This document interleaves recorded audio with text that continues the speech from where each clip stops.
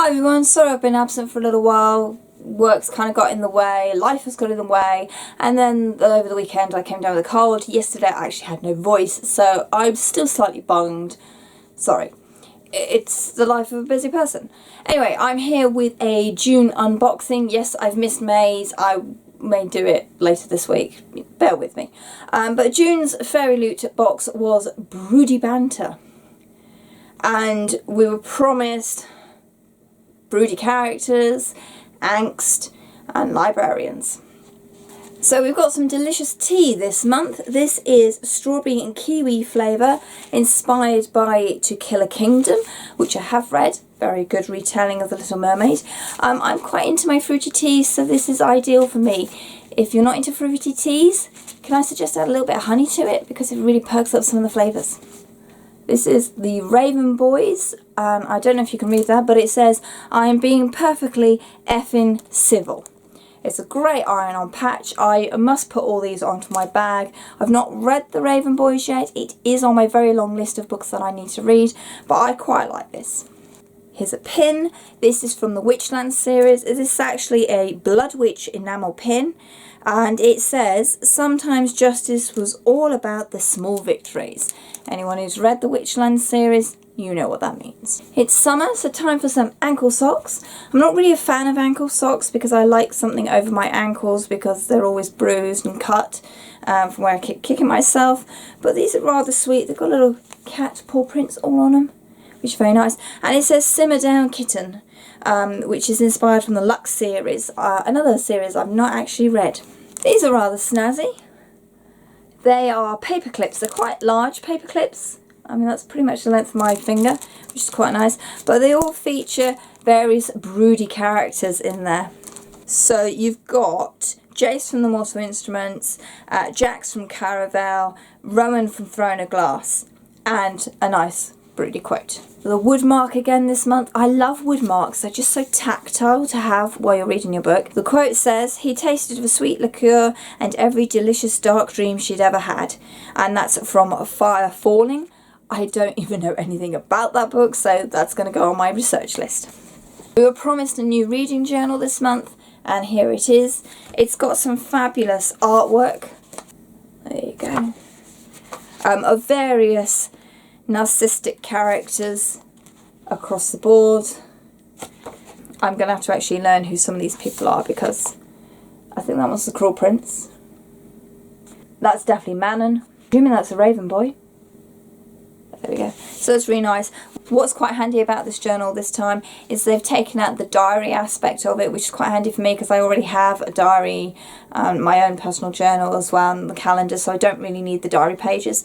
But it's kept the TBR list, the books that you've read list, the books you want to buy list, and it's extended the quotes, which I really must get around to actually using these pages a bit more. There's a box within a box this month.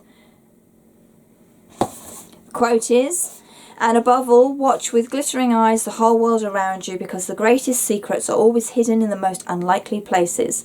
Those who don't believe in magic will never find it," which of course is from Roald Dahl. Inside that box was this box. And it's actually a fake book full of broody banter quotes, which is quite cool. So again, we've got things from Manon, Jace from City of Bones, The Cruel Prince is in here, To Kill a Kingdom, Leia Bardugo's in here, Winner's Curse. So there's all sorts in here. And magnetically seals as well, which is really nice. But I thought it was quite pretty, something different. Certainly a great place to keep all your little bits and bobs. There's some artwork. This is, and his name's gone completely from my head, but it's from The Last Airbender. It's the main antagonist in the series, who actually is a really complicated, flawed character. But it's a nice double-sided piece of artwork. Two more tarot cards this month, both from the Harry Potter series. So I'm going to go with it. This is Dumbledore, for obvious reasons. And I think this might be Tom Riddle. Possibly. Here's this month's artwork of the main characters from this month's book, plus the letter from the author on the back. And this month's book, if you hadn't already guessed by the clues given from the description that Fairyloot sent out, is Sorcery of Thorns. It's a rather beautiful version with glittery sprayed edges. I don't know if you can see that. but there is definitely a shimmer on there. It's ever so pretty. Yeah, all nice and shiny. Yeah, ticks every single box for me. And this copy is actually signed by the author this month. All sorcerers are evil. Sorry, Mickey Mouse. Elizabeth has known that as long as she has known anything. Raised as a foundling in one of the Alstonmere's great libraries, tick, Elizabeth has grown up among the tools of sorcery, magical grimoires that whisper on the shelves and rattle beneath iron chains. If provoked, they transform into grotesque monsters of ink and leather. She hopes to become a warden, charged with protecting the kingdom from their power. I'm already liking where this is going. Then an act of sabotage releases the library's most dangerous grimoire. Elizabeth's desperate intervention implicates her in the crime, and she is torn from her home to face justice in the capital. With no one to turn to but her sworn enemy, the sorcerer Nathaniel Thorne, and his mysterious demonic servant, she finds herself entangled in centuries-old conspiracy. Not only could the great libraries go up in flames, but the world along with them. As her alliance with Nathaniel grows stronger, Elizabeth starts to question everything she's been taught about sorcerers, about the library she so loves, even about herself.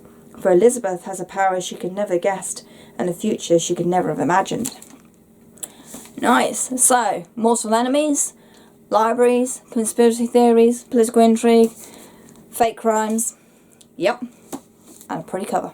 That's the June box and its contents.